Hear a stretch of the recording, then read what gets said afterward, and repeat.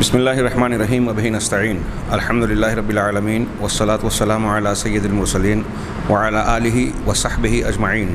ومن تبعہم بإحسان الی یوم الدین۔ اعوذ باللہ من الشیطان الرجیم، بسم اللہ الرحمن الرحیم۔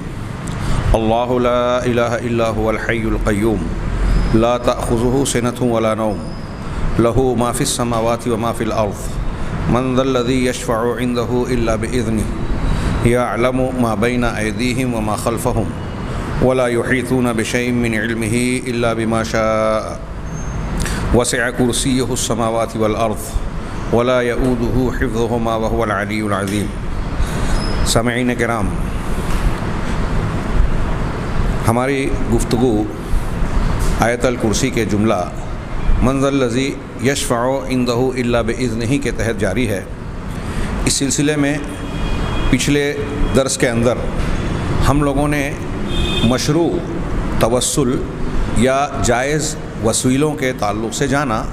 کہ تین قسموں میں قرآن و حدیث کی روشنی میں یہ جائز وسیلے سمٹے ہوئے ہیں۔ ایک اللہ تبارک و تعالیٰ کے اسماء حسنہ کے ذریعے سے اللہ تعالیٰ سے مانگنا، دوسرے اپنے اعمال صالحہ کے ذریعے سے، تیسرے ایسے متقی پرہیزگار انسان کی دعا سے جو زندہ ہو اور موجود ہو، اس کی دعا کے ذریعے سے۔ یہ تین مشروع یا جائز وسیلے ہیں۔ ان کے علاوہ جو وسیلے بیان کیے جاتے ہیں یا اختیار کیے جاتے ہیں، جیسے شخصیت کا وسیلہ لگانا، جاہ و مرتبہ کا، کسی کی ذات اور اس کے مقام و مرتبے کا، تو یہ جتنے بھی توسلات ہیں شرعی اعتبار سے ان کا کوئی ثبوت نہیں ہے، لہٰذا قرآن و حدیث کے مخالف ہونے کی بنیاد پر یہ وسیلے ناجائز اور بدعت ہیں۔ ان وسائل کو یا ان بدعی طریقوں کو جو لوگ توسل کہتے ہیں، دراصل وہ جاہل بدعتی لوگ ہیں، شرعی اعتبار سے ان کو وسیلہ کہنا درست ہی نہیں ہے۔ چنانچہ آئیے ہم غیر شرعی وسیلوں کی شکلوں پر نظر ڈالیں۔ میرے سامنے جو الموسوعہ کا حصہ ہے اس میں وہ کہتے ہیں کہ بدعی وسائل، بدعتی توسلات کی تین قسمیں ہیں، تین نوع کی یہ پائے جاتے ہیں۔ پہلی قسم یہ ہے کہ اللہ تبارک و تعالیٰ کی طرف وسیلہ پکڑنا، کسی فلاں شخصیت کی، فلاں کی ذات کا، فلاں کی شخصیت کا، یا یہ کہ کوئی آدمی فلاں کے حق کا واسطہ اور وسیلہ لگائے، فلاں اور کسی بزرگ کے جاہ و مرتبے کا واسطہ اور وسیلہ لگائے، چاہے وہ شخص جس کی شخصیت، جس کے جاہ و مرتبہ یا جس کے حق کا حوالہ دے کر وسیلہ لگا کر دعا مانگی جا رہی ہو، چاہے وہ ہمارے نبی جناب محمد رسول اللہ صلی اللہ علیہ وسلم ہی کیوں نہ ہو، یا آپ کے علاوہ انبیاء اور پھر انبیاء کے علاوہ صحابہ، تابعین یا بزرگان دین میں سے، اولیاء اور صالحین میں سے چاہے جو ہو، کوئی بھی شخص ہو، وہ اس طریقے سے کہ آدمی ان کی شخصیت کو ذکر کر کے ان کے جاہ و مرتبے کا حوالہ دے کر اللہ تبارک و تعالیٰ سے دعا مانگے اور یہ امید رکھے کہ بے حق فلاں، بے شخصیت فلاں اور بے جاہ فلاں کہہ کے جب ہم اللہ سے دعا مانگ رہے ہیں تو اس واسطے کے ذریعے سے، اس وسیلے کی بنیاد پر اللہ کے یہاں میری دعا قبول ہوگی۔ مثلاً وہ یہ کہے کہ اللہم انی اسألک بنبیک محمد صلی اللہ علیہ وسلم، اے اللہ میں تجھ سے محمد صلی اللہ علیہ وسلم، تیرے نبی محمد صلی اللہ علیہ وسلم کے ذریعے سے، بے نبی کا، تیرے نبی کے ذریعے سے تیرا وسیلہ پکڑ رہا ہوں یا تجھ سے سوال کر رہا ہوں، اسألو کا سوال کر رہا ہوں، یا یہ کہے کہ اسألو کا بحق نبی کا اور بجاہ عندک، کہ میں تیرے نبی صلی اللہ علیہ وسلم کے حق کے طفیل میں، تیرے نبی کے حق کے صدقے میں یہ ترجمہ کر رہا ہوں اس لیے کہ یہ الفاظ ہمارے یہاں استعمال ہوتے ہیں، تیرے نبی کے صدقے میں، تیرے نبی کے وسیلے سے، تیرے نبی کے واسطے سے میں تجھ سے سوال کر رہا ہوں، یا فلاں شخصیت یا تیرے نبی جناب محمد رسول اللہ صلی اللہ علیہ وسلم کے عزت و مرتبہ اور جاہ و منزلت کی بنیاد پر یا اس کے واسطے سے میں تجھ سے سوال کرتا ہوں۔ انہوں نے لکھا کہ وہذا غیر جائز شرعاً یہ ناجائز ہے، یہ حرام ہے۔ کیوں؟ اس لیے کہ جو ذات کے حق اور جاہ و مرتبے کا وسیلے سے دعا مانگی جا رہی ہے کہ بے ذات فلان، بے حق فلان، بے حق نبی کا، اس قسم کے الفاظ جو کہے جا رہے ہیں، اگر اس میں جو حرف با استعمال ہو رہا ہے، بے حق کے فلاں، بے شخصیت فلاں، اگر یہ با قسم کے لیے ہے، قسم کے معنی میں استعمال، کیونکہ با قسمیہ بھی ہوتا ہے عربی زبان میں، تو معنی یہ ہوگا کہ اے اللہ میں تیرے بے حق کے نبی کا، یعنی تیرے نبی کی قسم دے کر تجھ سے سوال کر رہا ہوں۔ تو کہا کہ اگر یہ قسم کے معنی میں ہو تو اللہ تبارک و تعالیٰ پر مخلوق کی قسم دینا، آپ نبی کی صلی اللہ علیہ وسلم قسم اگر اللہ کو دے رہے ہیں، کسی ولی پیر اور فلاں کی قسم دے رہے ہیں کہ اے اللہ میں فلاں کی قسم تجھ کو دیتا ہوں کہ میرا یہ کام کر دے، میرا یہ سوال پورا کر دے، تو کہہ رہے ہیں کہ یہ اگر اس معنی میں ہے تو اللہ تبارک و تعالیٰ پر کسی مخلوق کی قسم دینا یہ باطل کام ہے، اس لیے کہ مخلوق کو مخلوق کا واسطہ دے کر قسم دے کر کوئی کام کرانا ناجائز ہے۔ صاف شریعت میں کہا ہے کہ آپ کسی شخصیت کو، جیسے ہمارے ہاں غیر مسلموں میں ہوتا ہے اور ہمارے کچھ جاہل عوام جو دین کا عقیدے کا علم نہیں رکھتے، وہ غیر اللہ کی قسمیں کھاتے ہیں یا قسمیں دیتے ہیں، واسطہ دیتے ہیں کہ تجھے فلاں کی قسم تو ایسا کر دے، ایسا بتا دے، یا میری فلاں بات مان لے۔ تو مخلوق کی مخلوق پر جو قسم دی جاتی ہے ہمارے یہاں غیر مسلموں میں، اسلام میں وہ حرام ہے، ناجائز ہے۔ تو اگر مخلوق کی مخلوق پر قسم دینا ناجائز ہے تو جبکہ وہ شرک کہا اللہ کے رسول صلی اللہ علیہ وسلم نے، جیسا کہ اللہ کے نبی صلی اللہ علیہ وسلم کا فرمان ہے من حلف بغیر اللہ فقد کفر او اشرک، سنن ابی داؤد وغیرہ کی بہت مشہور حدیث ہے کہ جس شخص نے غیر اللہ کی قسم کھائی اس نے کفر کیا یا شرک کیا۔ تو جب اللہ کے علاوہ کی قسم کھانا یہ شرک یا کفر ہے تو اللہ تبارک و تعالیٰ پر کسی مخلوق کی قسم کھا کے حوالہ دینا،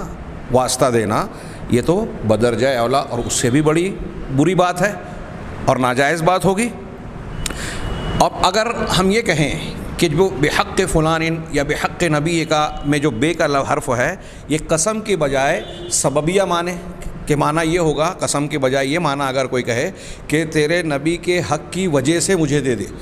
اس کے سبب سے مجھے دے دے، بے کو سببیہ مانے قسمیہ نہ مانے، تو اگر سببیہ مانتے ہیں تو کہا کہ تب بھی یہ ناجائز ہوا۔ کیوں؟ اس لیے کہ اللہ تبارک و تعالیٰ نے کسی کی شخصیت کو، کسی کے جاہ و مرتبہ کو، کسی کی ذات کو دعا کی قبولیت کے لیے کوئی شرط یا آداب کے اعتبار سے یا اس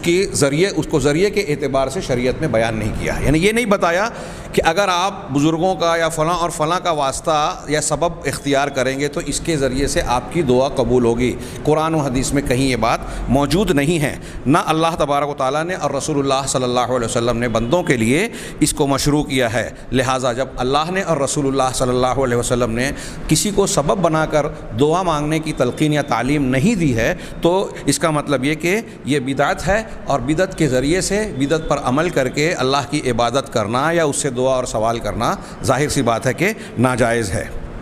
اب یہاں آگے مزید یہ کہہ رہے ہیں کہ کسی شخصیتوں کے ذریعے سے اللہ کے جناب میں وسیلہ اختیار کرنا ناجائز ہے۔ اس کی دلیلوں میں سے ایک دلیل یہ بھی ہے کہ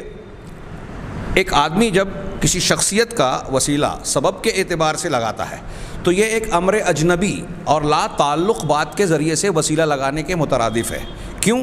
اس لیے کہ اگر آپ کسی سے یہ کہتے ہیں، اللہ سے یہ کہتے ہیں کہ فلاں تیرا بندہ بڑا نیک ہے، محمد رسول اللہ صلی اللہ علیہ وسلم کا مرتبہ معلوم ہے، جاہ و منزلت معلوم ہے، اب آپ کے جاہ و منزلت کی یا آپ کی حق کی تلقی کی وجہ علت بیان کر کے سبب بتا کر آپ دعا مانگ رہے ہیں تو اللہ کے نبی صلی اللہ علیہ وسلم کے جاہ و مرتبے کا آپ کی دعا سے کوئی ارتباط، کوئی ربط تعلق نہیں ہے۔ دعا کی قبولیت یا مطلوب کے حاصل کرنے کے لیے یہ تقاضا نہیں کرتی یہ چیز، اس لیے کہ اس شخصیت کے شرف اور مقام اور آپ جس چیز کو المتوسل بہی جس کے ذریعے سے آپ وسیلہ مانگ رہے ہیں، ان دونوں میں کوئی رابطہ نہیں ہے، اور اس کے درمیان اور سوال کرنے والے کی دعا کے درمیان کوئی رابطہ نہیں ہے۔ برخلاف اس کے کہ اگر کوئی انسان اپنے ایمان کا وسیلہ بنائے کہ اے اللہ میں اپنے نبی کریم صلی اللہ علیہ وسلم پر ایمان رکھتا ہوں، ان سے محبت کرتا ہوں، ان کی اطاعت کرتا ہوں، اگر اس کا وسیلہ بناتا ہے تو یہ اس شخصیت کا ایک حق ہے جو اللہ تعالیٰ نے مقرر کیا ہے، اور اس چیز کا جب حوالہ دے رہا ہے بندہ تو یہ اس کا اپنا عمل ہے۔ اور ہم نے پڑھا کہ 3 شرعی جائز وسیلوں میں سے ایک یہ ہے کہ اپنے اعمال صالحہ کے ذریعے سے آدمی وسیلہ لگائے۔ چنانچہ اگر کوئی شخص نبی کریم صلی اللہ علیہ وسلم پر ایمان کا وسیلہ لگا رہا ہے، آپ کی اطاعت و محبت کا وسیلہ لگا رہا ہے، تو اس کا تعلق ہے اس کی دعا سے۔ کیوں؟ اس لیے کہ یہ ایسے سبب کو ذکر کر رہا ہے جس کا تعلق بندے کے اپنے عمل سے ہے، اور یہ اعمال صالحہ، اس عمل صالح کو، یعنی آپ اللہ کے نبی صلی اللہ علیہ وسلم پر ایمان لائیں، آپ سے محبت کریں، آپ کی اطاعت و اتباع کریں، اس کو اللہ تبارک و تعالیٰ نے دنیا اور آخرت کی بھلائی کا ذریعہ اور سبب بیان کیا ہے۔ اب رہا کسی کا حق یا جاہ و مرتبے کا، یہ ذات کی بات ہوئی، کسی کے حق اور جاہ و مرتبے کا وسیلہ لگانا تو یہ غیر مشروع، شریعت کے خلاف طریقہ توسل ہے، وسیلے کا طریقہ ہے، کیونکہ اللہ تبارک و تعالیٰ نے اپنے بندوں کے لیے اسے مشروع اور جائز قرار نہیں دیا، اس کی اجازت نہیں دی، اور نہ ہی نبی کریم صلی اللہ علیہ وسلم نے اپنی امت کو اس کی جانب رہنمائی کی، نہ صحابہ میں سے کسی ایک صحابی نے اس پر عمل کیا، بلکہ یہ اللہ تبارک و تعالیٰ کے جناب میں ایسی چیز کے ذریعے سے دعا مانگنے کا طریقہ ہے جس میں سائل کے سوال کا اس سے کوئی تعلق اور کوئی مناسبت نہیں ہے، اور ایسے سوال کرنے سے علماء اہل علم کی ایک بڑی جمعیت سلف میں جس نے صراحت کے ساتھ اس طرح سے دعا کرنے سے منع کیا۔ غور سے سنیے، آگے یہ بیان کر رہے ہیں کہ خود حضرت ان علماء میں سے جن لوگوں نے منع کیا اور اس کو حرام قرار دیا، ان میں امام ابو حنیفہ رحمہ اللہ بھی شامل ہے، کیونکہ امام ابو حنیفہ کان یکرہ ان یقول الداعی، بڑی غور سے سنیے، ہمارے یہاں آج جو لوگ اللہ کے نبی صلی اللہ علیہ وسلم کے شخصیت کا وسیلہ لگا کر دعا مانگنے کو آداب دعا میں بیان کرتے ہیں، میں بالکل صراحت کے ساتھ کہوں، میں نے ایک کتابچہ پڑھا تھا، عقائد علماء دیوبند، اور علماء دیوبند کے مختلف کتابچے میں نے دیکھے ہیں،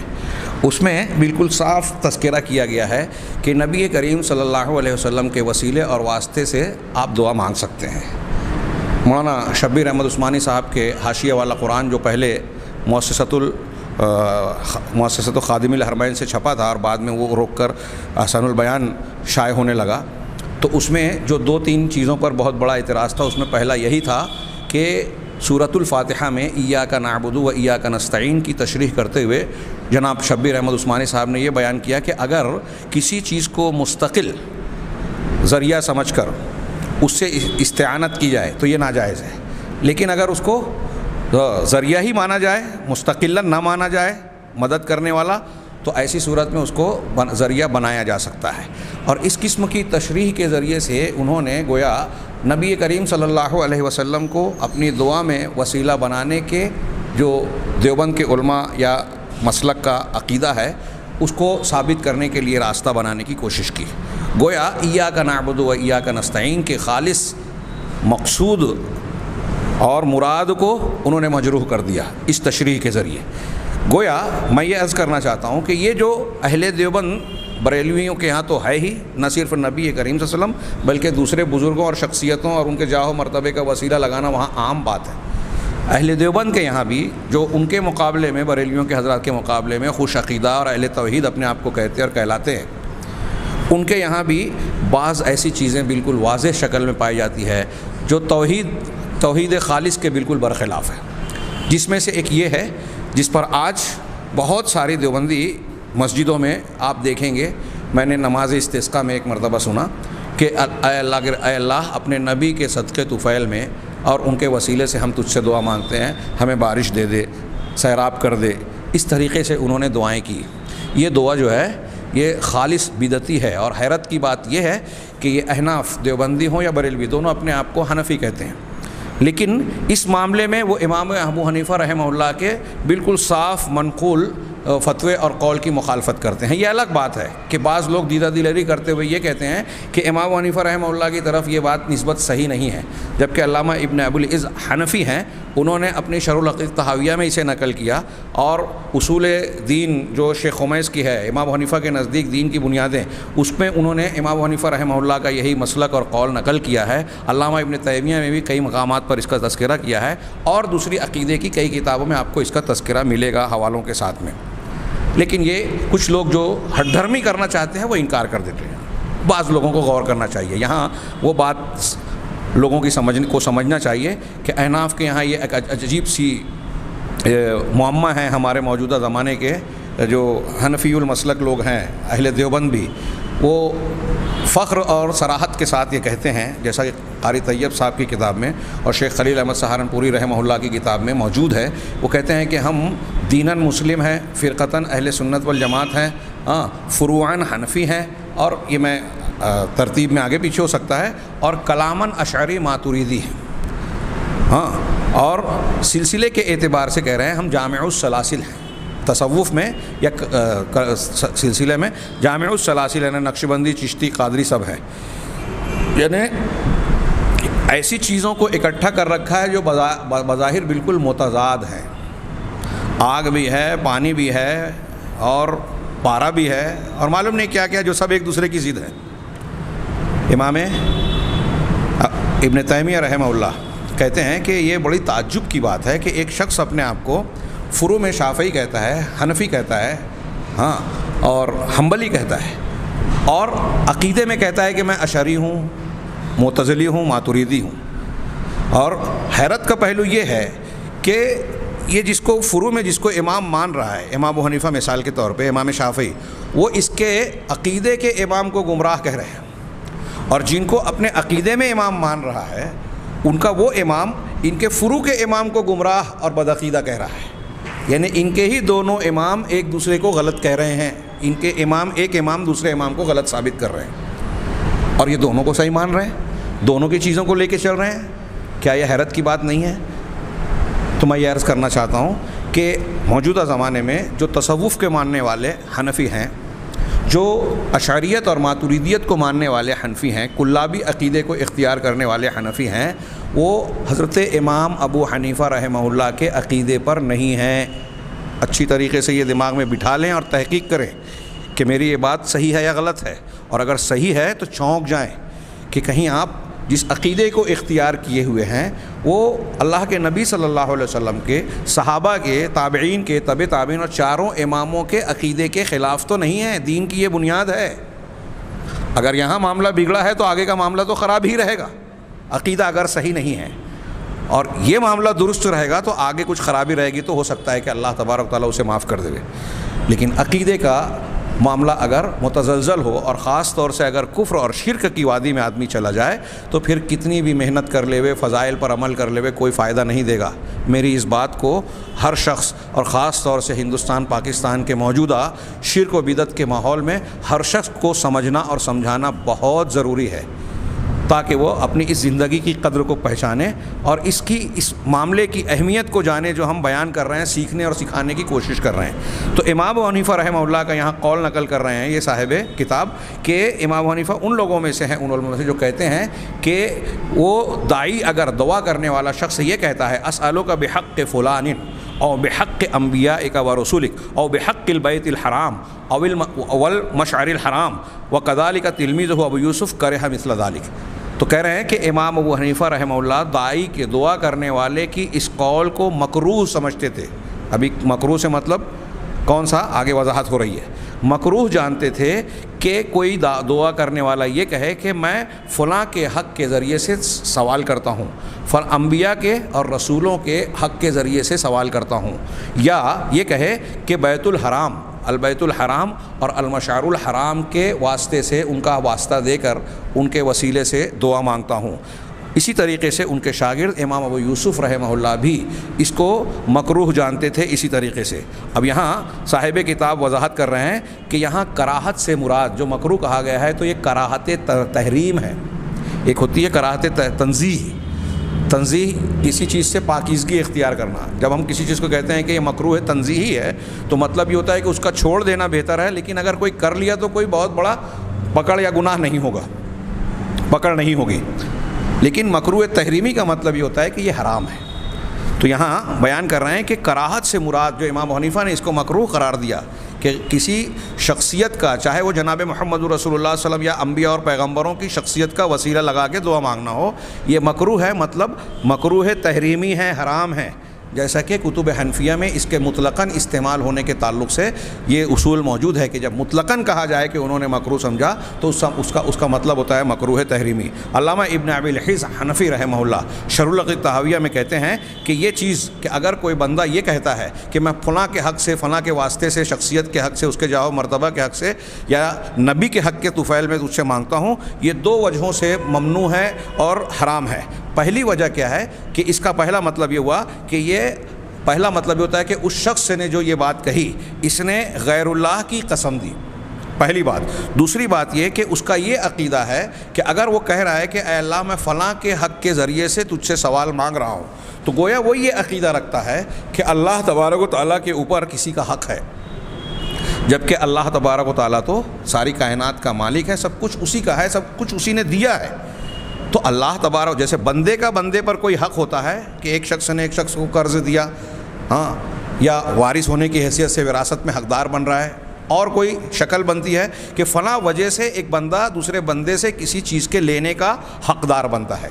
تو اس طرح کا حق کسی مخلوق کے حق میں اللہ تبارک و تعالیٰ پر کوئی چیز عائد نہیں ہوتی کہ بھائی اللہ تبارک و تعالیٰ پر میرا حق ہے کہ اللہ مجھے یہ دے، میرے لیے یہ کرے۔ ہاں، یہ اللہ تعالیٰ نے اپنے فضل و احسان کی بنیاد پر، اپنے لطف و کرم کی بنیاد پر کچھ چیزوں کو متعین کر لیا ہے کہ جو ایسے ایسے لوگ ہوں گے مجھ پر یہ حق ہے، اللہ تعالیٰ نے کہا کہ مجھ پر یہ حق ہے کہ میں ان کی مدد کروں گا۔ وَكَانَ حَقًّا عَلَيْنَا نَصْرُ الْمُؤْمِنِينَ، اللہ تعالیٰ نے قرآن میں فرمایا کہ مومنوں کی مدد کرنا ہم پر حق ہے۔ ایسی اور بھی بہت سی آیتیں اور حدیثیں ہیں کہ اللہ تعالیٰ نے، اللہ کے رسول نے کہ 3 لوگوں کی مدد کرنا اللہ نے اپنے اوپر حق بنا لیا۔ المکاتب الذی یرید الادا، وہ مکاتب غلام، لکھا پڑھی کرنے والا جو ادا کرنا چاہتا ہے، اور وہ نکاح کرنے والا جو پاکدامنی چاہتا ہے، گناہ سے اور زنا سے بچنا چاہتا ہے، ایسے اللہ کے راستے میں جو ہے نکلنے والا، ایسے 3 لوگوں کی مدد کرنا اللہ پر حق ہے۔ تو یہ حق کیسا ہے؟ جو اللہ تعالیٰ نے اپنے فضل و احسان کے طور پر اپنے اوپر مقرر کیا ہے۔ تو علامہ ابن ابی العز کہتے ہیں کہ اگر کوئی یہ سمجھ کر کہہ رہا ہے کہ بے حق کے فلاں میری فلاں بات کو تو مان لے، میرا سوال پورا کر دے، میری دعا کو قبول کر لے پروردگار، تو وہ یہ عقیدہ رکھ رہا ہے کہ اللہ تبارک و تعالیٰ پر کسی کا حق ہے۔ تو علامہ ابن ابی العز کہتے ہیں کہ یہ 2 شکلیں ہیں، بے حق کے فلاں جو لوگ کہہ رہے ہیں تیرے نبی کے حق سے، فلاں کے حق سے، تو یا تو یہ غیر اللہ کی قسم ہے، یا یہ عقیدہ رکھنا ہے کہ کسی پر، اللہ پر کسی کا کوئی حق واجب ہے ادا کرنے کے لائق۔ تو اب آگے اس پر تبصرہ کر رہے ہیں دونوں پر کہ پہلی بات تو یہ کہ غیر اللہ کی قسم کھانا جائز نہیں ہے، اور کسی بھی انسان کے لیے یہ جائز اور روا نہیں ہے کہ وہ اللہ تبارک و تعالیٰ پر کوئی حق رکھتا ہو سوائے اس کے جسے خود اللہ تبارک و تعالیٰ نے اپنی ذات کے اوپر متعین کیا بطور حق، اسے حق کہہ کر، جیسے اللہ تبارک و تعالیٰ کا یہ فرمان وَكَانَ حَقًّا عَلَيْنَا نَصْرُ الْمُؤْمِنِينَ، یہ جو میں نے پیش کیا۔ اسی طریقے سے کہہ رہے ہیں کہ دوسری بات یہ کہ کسی کے حق کا واسطہ دے کے دعا مانگنا اس لیے بھی صحیح نہیں ہے کہ اس کے درمیان اور سوال کرنے والے کی دعا کی قبول ہونے کے درمیان کوئی ربط تعلق نہیں ہے، کوئی مناسبت نہیں ہے۔ میں نے اس سے پہلے کسی درس میں مثال دیا تھا کہ بھائی آپ سے کوئی آ کے کوئی یہ کہے کہ مجھ پر جو ہے آپ کا 10,000 روپیہ قرضہ ہے، ٹھیک ہے قرضہ ہے، تو چونکہ وہ فلاں آدمی جو ہے بہت اچھا اور نیک انسان ہے، اس سے میری بڑی دوستی ہے، اچھا ٹھیک ہے، تو کہ میری اس سے بہت اچھی دوستی ہے اور وہ بہت اچھا آدمی ہے، اس لیے آپ میرا قرضہ معاف کر دیں۔ تو اس سے آپ کی دوستی کا ہونا، جو قرض دینے والا ہے اس سے قرض کا معاف کرنا، اس قرض کے معاف کرنے کے مطالبے میں اور آپ کی فلاں نیک انسان سے دوستی میں کوئی مناسبت اور تعلق ہے کیا؟ ایسے اور بھی مثالیں آپ اپنے دماغ سے سوچ لیجئے کہ فلاں چیز ایسی ہے اس لیے میرا فلاں کام کر دو، کوئی کسی سے کہے تو اب اللہ تعالیٰ بھی یہی سوال کرے گا نا کہ محمد رسول اللہ صلی اللہ علیہ وسلم کا جاہ و مرتبہ، آپ کا حق جو بھی ہو اللہ کے پاس، آپ کی شخصیت کا جو بھی مقام ہے، آپ سب سے زیادہ مقرب بندے ہیں، اولیاء اور صالحین کے بڑے درجات ہیں، لیکن اولیاء اور صالحین کا درجہ بہت بلند ہے، وہ نیک لوگ تھے، وہ اچھے لوگ تھے، وہ ایک حقیقت اپنی جگہ ہے، آپ کی دعا کے قبول ہونے کا اس سے کیا تعلق ہے؟ تو وہ یہ کہہ رہے ہیں کہ اس کا دعا کی قبولیت سے، سائل کی دعا کی قبول ہونے سے اس کا کوئی تعلق نہیں ہے۔ گویا کہ کوئی شخص جب اس طرح کہہ رہا ہے تو اس کا مطلب یہ ہوتا ہے کہ لِكَوْنِ فُلَانٍ مِّنْ عِبَادِكَ الصَّالِحِينَ عجیب دعائی، کہ اے اللہ تیرے فلاں بندے کے، تیرے نیک بندوں میں سے ہونے کی وجہ سے تو میری دعا قبول کر لے، تیرا فلاں بندہ نیک ہے، صالحین میں سے ہے، تو وہ صالحین میں سے ہے اس لیے میری دعا قبول کر لے. اگر وہ صالحین میں سے ہے تو آپ کی دعا کی قبول ہونے کا اس سے کیا تعلق ہے؟ وہی کہہ رہے ہیں وَأَيُّ مُنَاسَبَةٍ فِي هَذَا، اس میں کون سی مناسبت ہے، کون سا تعلق ہے، کون سا ربط ہے اس میں؟ بلکہ اس دعا کو دعا اعتداء فی الدعا، یعنی دعا کے اندر حد سے تجاوز کرنے میں شامل کیا جائے گا. اللہ کے رسول صلی اللہ علیہ وسلم کی حدیث ہے کہ دعا میں حد سے تجاوز نہیں کرنا چاہیے، اعتداء، سرکشی، تو یہ حد سے تجاوز ہی ہے. دوسری چیز جو وسیلے کی یہ پہلی شکل ہوئی، کسی کی شخصیت اور کسی کی ذات کا وسیلہ لگانا. ابھی مخالفین کی دلیلوں کا تذکرہ جب آئے گا تو وہاں کچھ پہلوؤں کی اور وضاحت ہوگی. یہاں جو ہم پڑھ رہے ہیں کہ بدعی وسیلوں کی 3 قسموں کا جو تذکرہ کیا، تو پہلی قسم یہ کہ کسی کی شخصیت، کسی کی ذات یا کسی کے جاہ و مرتبے کا وسیلہ لگانا. اس کے بارے میں ہم نے تھوڑی سی تفصیل پڑھی کہ یہ جائز نہیں ہے. کیوں؟ اس کا حاصل کلام کہ اگر آپ کسی کا وسیلہ لگا رہے ہیں اس معنی میں کہ آپ اس کی قسم اللہ پہ دے رہے ہیں تو یہ ناجائز ہے. واضح دلیلیں موجود ہیں. اگر آپ یہ کہہ رہے ہیں کہ اس کو میں سبب مانتا ہوں تو یہ سبب ہونے کے اعتبار سے نہ اللہ نے بتایا، نہ رسول نے بتایا، نہ صحابہ نے کیا، اور نہ ہی عقلی اعتبار سے غور کریں تو آپ کی دعا میں اور کسی کے تعلق اور اللہ کی قربت کے سلسلے میں کوئی دعا اور اس کا تعلق بنتا ہے. یعنی یہ جو وسیلہ ہے قرآن سے بھی رد ہو رہا ہے، اس کی کوئی دلیل نہیں ہے، حدیث سے بھی کوئی دلیل نہیں ہے، صحابہ کے اور سلف کے عمل سے بھی کوئی دلیل نہیں ہے، بلکہ سلف نے کہ علماء سلف نے اس کو ناجائز اور مکروہ تحریمی قرار دیا، جیسے امام حنیفہ، امام یوسف رحمہ اللہ کا قول میں نے نقل کیا. اس کے علاوہ عقلی اعتبار سے غور کریں تو آخری جو انہوں نے مثال دی کہ اے اللہ فلاں کے حق سے میں مانگ رہا ہوں، یعنی فلاں کا حق بہت اونچا ہے، فلاں بہت نیک ہے، تیرا بڑا مقرب ہے، اس لیے میری دعا قبول کر لے. ان دونوں میں کوئی تعلق ہی نہیں ہے، کوئی ملازمت اور ربط ہی نہیں ہے. لہٰذا یہ دعا بکواس ہے، اللہ کی شان میں اعتداء ہے، اس کے سامنے حد سے تجاوز کرنا ہے اور مخالفت کرنا ہے اللہ اور اس کے رسول کی تعلیمات کا. دوسری قسم وسیلے کی، ناجائز اور بدعی وسیلے کی ایک شکل دوسری یہ بنتی ہے کہ اللہ تبارک و تعالیٰ پر متوسل بھی،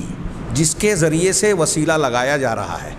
اس کی قسم دینا. ابھی دیکھیے جو ہم نے پچھلا والا پڑھا اس میں بھی قسم کی بات تھی، لیکن اس میں دعا کرنے والا، وسیلہ لگانے والا بے حق فلاں، بے شخصیت فلاں، بے ذات فلاں، بے جاہ فلانین کہہ رہا ہے، لفظ جو ہے بے کا استعمال کر رہا ہے. لیکن یہ دوسری شکل جو بتا رہے ہیں کہ آدمی وضاحت اور صراحت کے ساتھ غیر اللہ کی یا کسی بزرگ کی قسم دے کر اللہ تبارک و تعالیٰ سے دعا مانگے. جس کو وسیلہ بنا رہا ہے اس کی قسم دے. اس کا بیان یہ ہے کہ دعا کرنے والا اپنی دعا میں اس طرح کے الفاظ کہے، اللہم انی اقسم علیک بفلان ان تقضی حاجتی، کہ اے اللہ میں فلاں کی قسم تجھے دیتا ہوں، فلاں شخص کی، فلاں بزرگ کی، فلاں نبی اور پیغمبر کی قسم دیتا ہوں کہ تو میری حاجت اور ضرورت کو پوری کر دے. اب آگے یہ تبصرہ کر رہے ہیں کہ شریعت میں جو بات ثابت شدہ ہو چکی ہے، شرعاً جو بات ثابت شدہ ہے وہ یہ ہے کہ قسم اللہ کے علاوہ کسی اور کی نہیں ہو سکتی. بندوں کے لیے جائز نہیں ہے کہ اللہ کے علاوہ کسی اور کی، یعنی کسی بھی مخلوق کی قسم کھائیں. کیوں؟ اس لیے کہ قسم میں تعظیم ہوتی ہے. آپ جس کی قسم کھا رہے ہیں نا، آج ہمارے ہاں کچھ لوگ جو فلمی کلچر کے سے متاثر ہوتے ہیں، غیر مسلموں کے ماحول میں رہتے ہیں، وہ ان چیزوں کو ہلکی پھلکی چیز سمجھتے ہیں جو عقیدے کو خراب کر دینے والی ہیں یا اس کی مخالفت کر دینے والی ہیں. وہ غیر مسلموں کے بیچ رہ کے سنتے ہیں کہ وہ تو کھا رہے ہیں تیری قسم، میری قسم، اس کے سر کی قسم، میرے ابا کی، دادا کی، فلاں کی اور فلاں کی قسم. تو ہماری زبانوں پر بھی یہ باتیں آ جاتی ہیں، جبکہ بالکل صاف تعلیم ہے. ابھی آپ حدیث سن چکے ہیں کہ جو غیر اللہ کی قسم کھائے اس نے کفر کیا، شرک کیا. تو اس کو کفر اور شرک حدیث میں صاف صاف کہا گیا. کیوں کہا گیا؟ اس کی ایک وجہ یہ ہے کہ آپ جس کی قسم کھا رہے ہیں آپ اس کی تعظیم کر رہے ہیں، ایسی تعظیم جو صرف اللہ کا حق ہے.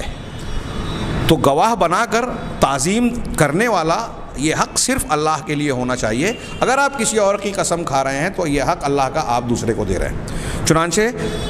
اس میں تعظیم ہے، ایسی تعظیم جس کا حقدار صرف اور صرف تنہا اللہ تبارک و تعالیٰ ہے اور کوئی نہیں. حضرت ابن عمر رضی اللہ تعالیٰ عنہ سے روایت ہے، وہ کہتے ہیں،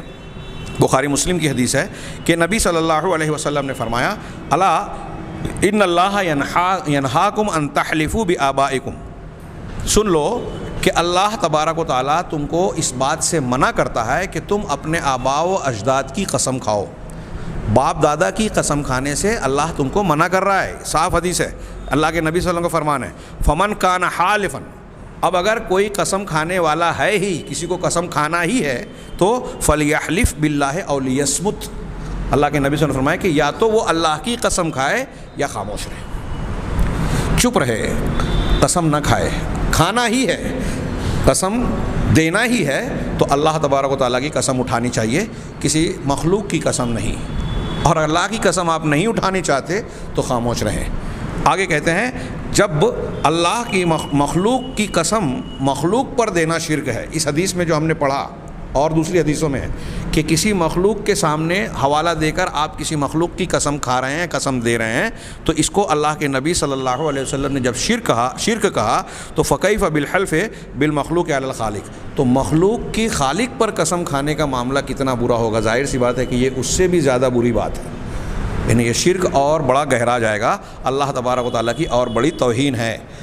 ہاں تو آگے کہا علامہ ابن ابی العز حنفی رحمہ اللہ نے شرح العقیدۃ الطحاویہ میں یہ بات بیان کی کہ اگر اللہ تعالیٰ کی قسم دینے والے انسان کی مراد یہ ہے کہ وہ اللہ تبارک و تعالیٰ پر فلاں کے حق کی، وہ کسی نبی پیغمبر کسی شخصیت کے حق کی قسم اگر دے رہا ہے تو کہہ رہے ہیں کہ یہ چیز ممنوع ہے، حرام ہے، ناجائز ہے، اس لیے کہ مخلوق کی قسم دینا، ہاں مخلوق کے ذریعے سے قسم دینا جب یہ جائز نہیں ہے تو مخلوق کے ذریعے سے اللہ پر قسم دینا کتنا برا ہوگا۔ شیخ عبدالعزیز بن حسین رحمہ اللہ نے اپنی کتاب میں ایک جگہ لکھا کہ وَأَمَّا الْإِقْسَامُ عَلَى اللَّهِ بِمَخْلُوقٍ فَهُوَ مَنْهِيٌّ عَنْهُ بِاتِّفَاقِ الْعُلَمَاء، کہ اللہ تبارک و تعالیٰ پر مخلوق کی قسم دینا تمام علماء کے اتفاق کے ذریعے سے حرام اور ناجائز ہے، اس میں علماء کا اختلاف نہیں ہے، اچھی طرح جان لیں، سن لیں۔ اور اگر یہ وسیلے بعض لوگ بدعتی وسیلہ لگانے والے لوگ اس معنی میں بول رہے ہیں تو قرآن، حدیث، صحابہ، تبع تابعین اور تمام علماء کے خلاف عمل کر رہے ہیں۔ یہ کہہ رہے ہیں کہ علماء کا اتفاق ہے کہ مخلوق کے ذریعے سے اللہ کو قسم دینا جائز نہیں ہے، منہی عنہ ہے، ممنوع ہے۔ اور اب یہ سوال پیدا ہوتا ہے کہ یہ جو منہی ہے، ممنوع ہے، یہ نہی تنزیہی ہے یا نہی تحریمی؟ ابھی جو میں نے کراہت میں بیان کی، کراہت تحریمی اور کراہت تنزیہی، تو اس میں علماء کے اقوال الگ ہیں، منع سارے علماء کہتے ہیں، لیکن کچھ علماء کا کہنا ہے کہ یہ نہی تنزیہی ہے اور کچھ علماء کا کہنا ہے کہ یہ نہی تحریمی ہے، لیکن یہ آگے کہتے ہیں کہ ان دونوں میں زیادہ صحیح بات یہ ہے کہ یہ نہی تحریمی ہے، یعنی یہ حرام ہے۔ یہ اللہ کے جناب میں بدعتی وسیلے کی دوسری شکل تھی جس کا تذکرہ ہوا کہ یہ جائز نہیں ہے۔ تیسری شکل اللہ تبارک و تعالیٰ سے اللہ کو چھوڑ کر غیر اللہ سے دعا مانگنا اور اس غیر کے ذریعے سے فریاد طلب کرنا، جس کو عربی میں استغاثہ کہتے ہیں، استغاثہ کرنا، ہاں، جس کو ان مخالفین اور بدعتیوں نے اس غیر اللہ سے دعا کرنے کو، اس سے استغاثہ کرنے کو، اپنی مشکلات کو ہٹانے، تکلیف اور مشکل کو آسان بنانے کے سلسلے میں جو یہ غیر اللہ سے دعا کرتے ہیں، ان سے فریاد طلب کرتے ہیں، ان چیزوں کو ان بدعتیوں نے توسل کا نام دے دیا۔ بہت ہی غور سے سنیے، چھوٹی موٹی بات نہیں ہے، بڑی اہم بات ہے کہ اہل بدعت نے غیر اللہ سے دعا مانگنے کو کہ میری مصیبت دور ہو جائے، میری مشکل آسان ہو جائے، میری مراد پوری ہو جائے، ہاں پریشانیاں دور ہو جائیں، بیماری اچھی ہو جائے، ان چیزوں کے سوال کے لیے غیر اللہ سے طلب کر رہے ہیں، دعا مانگ رہے ہیں، ان سے فریاد طلب کر رہے ہیں، اور اس غیر اللہ سے دعا کرنے کو، غیر اللہ سے فریاد طلب کرنے کو نام دیتے ہیں کہ یہ وسیلہ ہے، اللہ کے جناب میں ہم وسیلہ لگا رہے ہیں۔ گویا شرک اکبر کو اختیار کر کے اس کو اللہ کی عبادت کا نام دے رہے ہیں۔ تو آگے یہ کہہ رہے ہیں کہ اس دوسروں کی قضائے حاجات کے لیے پکارنا، ان کے لیے ان کے ناموں کی دہائی دینا، ان سے استغاثہ کرنا، اس کا نام ان بدعتیوں نے توسل رکھ چھوڑا ہے۔ اور یہ کہتے ہیں، علامہ ایک سبکی صاحب گزرے ہیں، ہاں، اور ایک بکری صاحب جو علامہ ابن تیمیہ کی مخالفت کرتے تھے، ان لوگوں نے اس کو وسیلے کا نام دیا کہ آپ جو استغاثہ کرتے ہیں، انہوں نے کہا کہ توسل، استغاثہ اور استشفاء، توسل یعنی وسیلہ اختیار کرنا، استغاثہ یعنی فریاد طلب کرنا، استشفاء یعنی شفاعت طلب کرنا۔ وہ کہتے ہیں کہ ان تینوں چیزوں میں کوئی فرق نہیں ہے، فَكُلُّهَا مِن بَابٍ واحد، یہ سب کے سب ایک ہی باب سے ہے۔ یہ کہہ رہے ہیں لیکن یہ عین ہے، وَهَذَا عَيْنُ الْمُحَادَّةِ لِلَّهِ وَرَسُولِهِ، یہ بالکل کھلے طور پر اللہ اور اس کے رسول کی دشمنی ہے، کھلی دشمنی ہے اللہ اور اس کے رسول کی، جو یہ کہہ رہا ہے کہ وسیلہ اختیار کرنا اور استغاثہ کرنا، شفاعت طلب کرنا، ان میں کوئی فرق نہیں ہے، سب کے سب ایک ہی باب سے ہے۔ جو یہ کہتا ہے تو یہ کہہ رہے ہیں کہ یہ اللہ اور اس کے رسول سے کھلی ہوئی دشمنی، ان کی کھلی مخالفت ہے، وہ شرک الاکبر، اور یہ شرک اکبر ہے، الذی هو اظلم الظلم، جو کہ تمام مظالم میں سب سے بڑا ظلم ہے۔ یہ شرک اکبر ہے جو تمام مظالم میں سب سے بڑا ظلم ہے۔ اب یہاں رک کر میں صرف توجہ دلانا چاہتا ہوں کہ آج ہمارے یہاں کتنے ایسے لوگ جو اپنے آپ کو مسلمان کہتے ہیں، وہ اس شرک اکبر کو اختیار کیے ہوئے ہیں، اور پھر وسیلے اور شفاعت کی عقلی اور بے بھونڈی دلیلوں دے کر اپنے آپ کو اور دوسروں کو یہ مطمئن کرنے کی کوشش کرتے ہیں کہ ہم اسلام اور قرآن و حدیث کی تعلیمات پر قائم ہیں۔ یہ عین شرک اکبر ہے، اور شرک اکبر کا کرنے والا اسلام سے خارج ہو جاتا ہے، اس کا لا الہ الا اللہ سلامت نہیں رہتا۔ آپ نواقض لا الہ الا اللہ میں ہم پڑھ چکے ہیں۔ آگے کہتے ہیں کہ یہ بکری صاحب تھے جنہوں نے بہت پہلے شیخ الاسلام علامہ ابن تیمیہ رحمہ اللہ کے اوپر اسی بات کے ذریعے سے استدلال کیا کہ آپ وسیلے کا رد کر رہے ہیں، جبکہ وسیلہ، استغاثہ اور شفاعت طلبی سب ایک ہی چیز ہے۔ تو علامہ ابن تیمیہ رحمہ اللہ نے اس کے جواب دیے لمبے چوڑے، تو اس میں وہ کہتے ہیں کہ ھذا الرجل قد فسر، کہ اس آدمی نے استغاثے کی تفسیر توسل سے کی۔ استغاثے کا معنی کیا بتا رہا ہے؟ فریاد طلب کرنا، وسیلہ اختیار کرنا، کہ اس آدمی نے یہ تفسیر کی جیسا کہ اس کا قول گزر چکا۔ اب اگر کہہ رہے ہیں کہ ہر وہ شخص، علامہ ابن تیمیہ کہتے ہیں کہ ہر وہ شخص جو اللہ تبارک و تعالیٰ کے جناب میں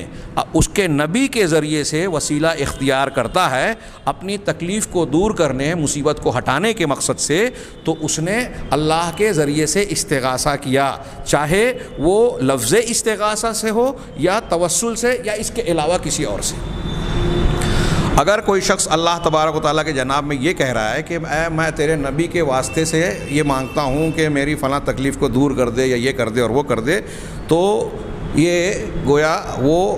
استغاثہ ہی کر رہا ہے یا توسل کر رہا ہے یا اس کے علاوہ جو بھی کسی بھی لفظ سے کر رہا ہے۔ آگے وہ کہتے ہیں کہ یہ لوگ جس مذہب کو انہوں نے اختیار کیا، جو قول یہ کہہ رہے ہیں، وہ لغت قرآن کی تحریف ہے، بلکہ بنو آدم کی کسی بھی زبان میں یہ معنی اور مفہوم نہیں سمجھا جا سکتا کہ استغاثہ، توسل، استشفاء سب ایک ہی ایک ہے۔ کیوں؟ جب انہوں نے لغت کو میں تحریف کر دی، لغوی معنی میں تحریف کر دی، تو پھر اس کے ساتھ شریعت میں بھی تبدیلی آ گئی۔ تو ہر عاقل شخص استغاثہ اور توسل کے درمیان فرق کو کھلے طور سے سمجھ سکتا ہے کہ استغاثہ الگ چیز ہے اور وسیلہ بنانا الگ چیز ہے۔ یہاں انہوں نے ایک دو فرق کو واضح کیا، کیونکہ استغاثہ مدعو سے مسئول کا طلب کرنا ہے۔ اگر میں فریاد طلب کر رہا ہوں مثال کے طور پر، تو میں داعی ہوں، اب فریاد جس سے مانگ رہا ہوں اسی سے میں طلب کر رہا ہوں کچھ چیزیں کہ اللہ مجھے یہ چاہیے، ان چیزوں سے بچا دے، مصیبت سے نکال دے۔ میں ڈائریکٹ اس سے ایک چیز مانگ رہا ہوں، اور وسیلے میں جس کو وسیلہ بنایا جا رہا ہے اس سے بندہ مانگ نہیں رہا ہے، بلکہ اس کو مانگنے کا ذریعہ بنا رہا ہے۔ دونوں کا فرق ملحوظ رکھیں۔ آگے انہوں نے ایک باب بنایا، ہم اس کو نہیں پڑھیں گے، اس میں کئی فرق بتایا کہ استغاثہ اور توسل کے اندر معنی، مطلب کا، مقاصد اور نتائج کا بہت سارا فرق ہے۔ اس میں سے ایک فرق یہ بھی بتایا کہ اگر کوئی شخص غیر اللہ سے استغاثہ کرتا ہے، کسی اللہ کے سوا کسی اور سے فریاد طلب کرتا ہے، تو یہ شرک اکبر ہوگا۔ لیکن اگر کوئی شخص کسی کے حق اور جاہ و مرتبے کا واسطہ دے کر اللہ سے مانگتا ہے تو یہ شرک اکبر نہیں ہوگا، یہ بدعت منکرہ ہوگا۔ ہاں، جس کو وسیلہ بنا رہا ہے جاہ و مرتبے کے ذریعے سے، اگر اس کا عقیدہ یہ ہے کہ جاہ و مرتبہ جس کا میں لگا رہا ہوں وہ بھی اللہ کی طرح میری باتوں کو سنتا ہے، حاضر و ناظر ہے اس معنی میں کہ وہ یہاں میری سمیع و بصیر کی طرح ساری باتیں سن رہا ہے، اگر اس قسم کا عقیدہ شامل ہوگا تو پھر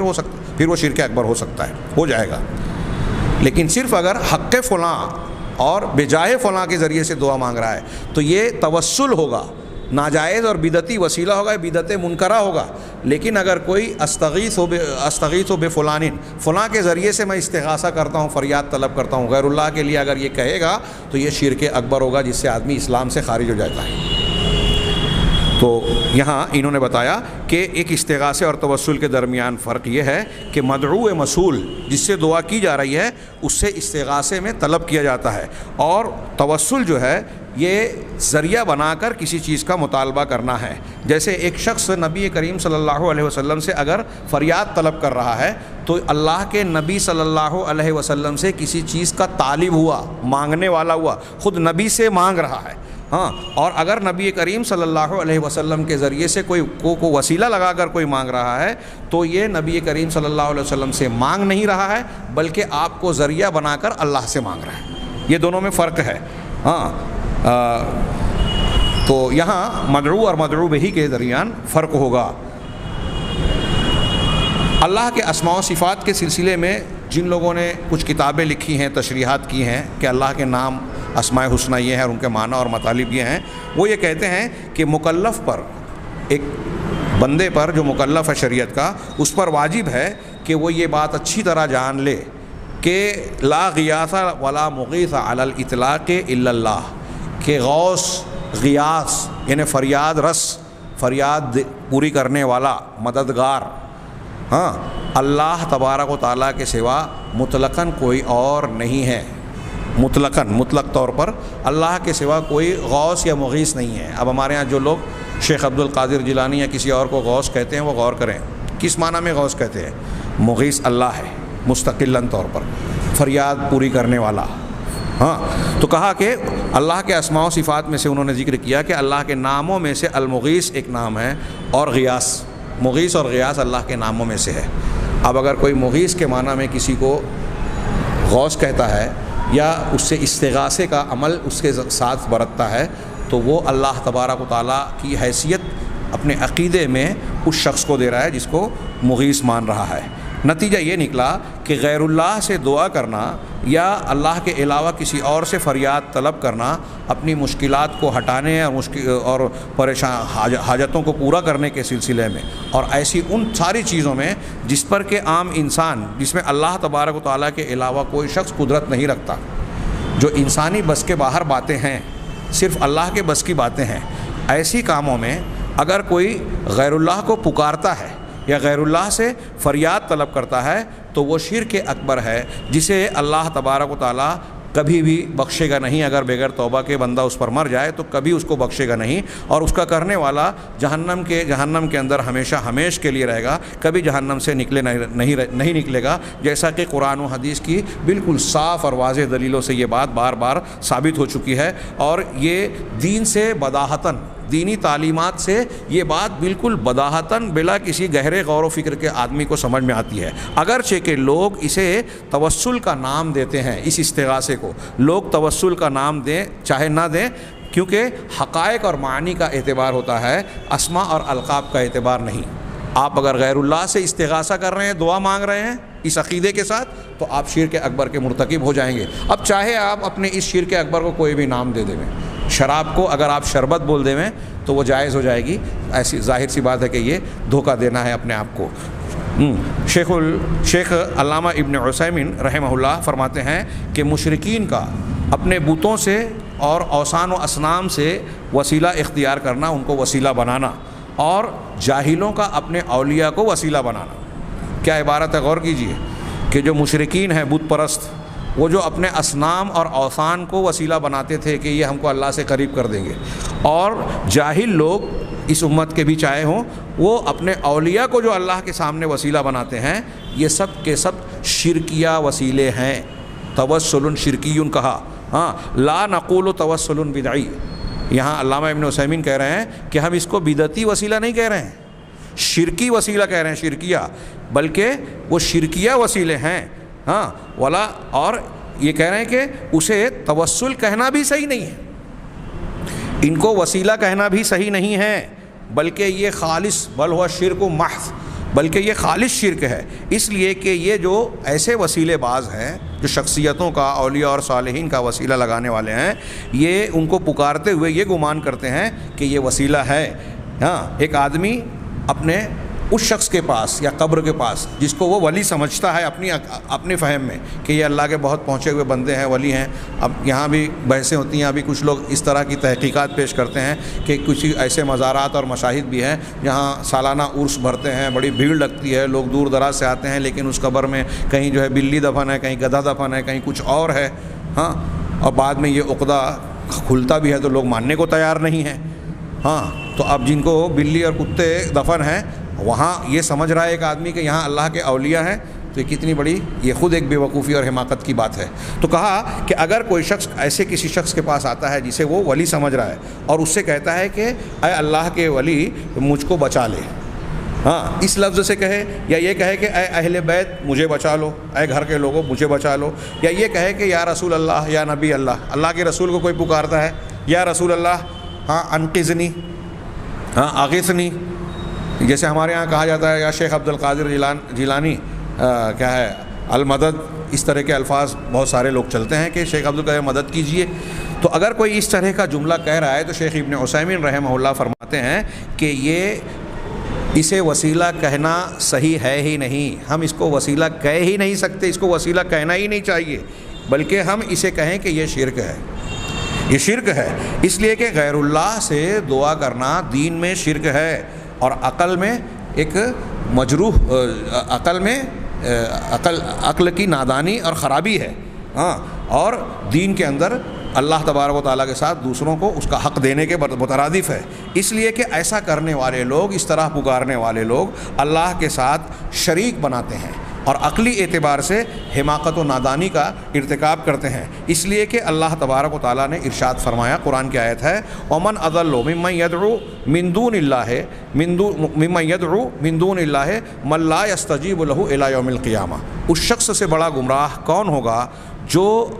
اللہ کے سوا ان کو پکارتا ہے جو قیامت تک اس کی پکار کا، اس کی دعا کا جواب نہیں دے سکتے. سورہ احقاف کی یہ بڑی مشہور آیت ہے، یہ قرآن کی آیت ہے. اللہ کہہ رہا ہے کہ جو غیر اللہ کو پکارتا ہے اس سے بڑا گمراہ کون ہے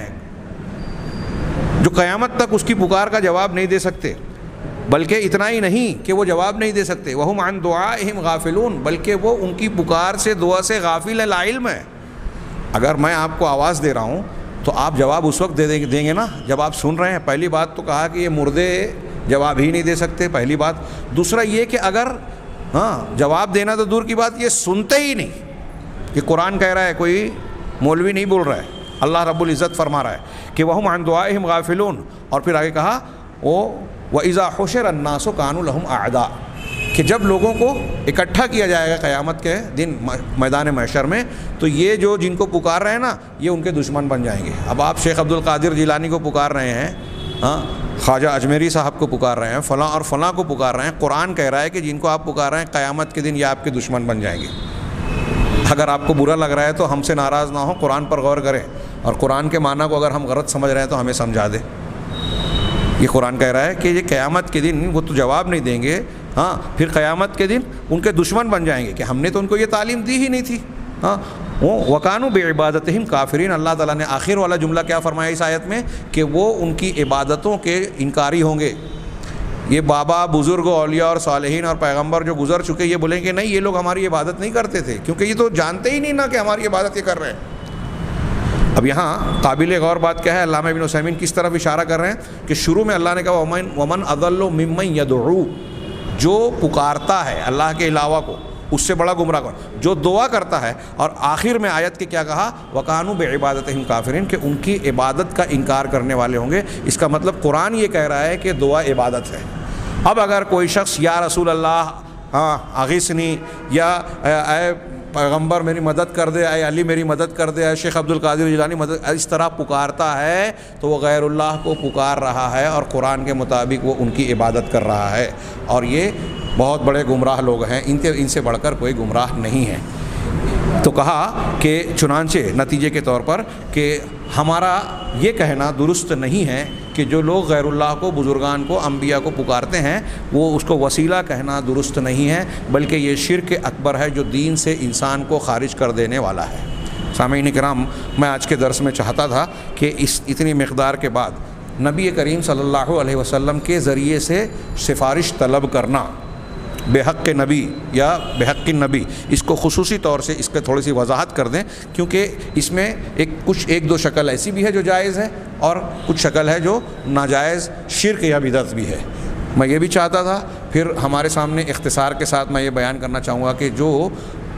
قرآن و حدیث سے ثابت شدہ وسائل بیان کیے گئے ہیں اس کے کیا فائدے ہیں، اور جو بیان نہیں کیے گئے بدعتی وسیلے ہیں ان کے اختیار کرنے میں کیا نقصان ہے، سرسری طور سے ہم وہ بھی دیکھیں گے۔ اور اس باب کے لیے سب سے اہم چیز، جب تک اس کو ہم نہ جانیں یہ بحث مکمل بھی نہیں ہو سکتی اور لوگوں کے لیے تشفی بخش بھی نہیں ہو سکتی، جب تک ہم یہ نہ جانیں کہ جو بدعتی وسیلے کے ماننے والے لوگ ہیں وہ قرآن اور حدیث یا عقلی دلیلوں کے نام پر جن چیزوں کو اپنے بدعتی وسیلے کو صحیح ثابت کرنے کے لیے پیش کرتے ہیں، ہم اس کا صحیح طور سے جائزہ لیں۔ انشاءاللہ آئندہ درس میں ہم ان باتوں کو سمیٹنے کی کوشش کریں گے۔ اللہ تبارک تعالی ہمیں دنیا اور آخرت کے خیرات سے نوازے اور صحیح ایمان، صحیح منہج کے ذریعے سے ہمیں کامیابیوں سے سرفراز فرمائے۔ وآخر دعوانا ان الحمد للہ رب العالمین۔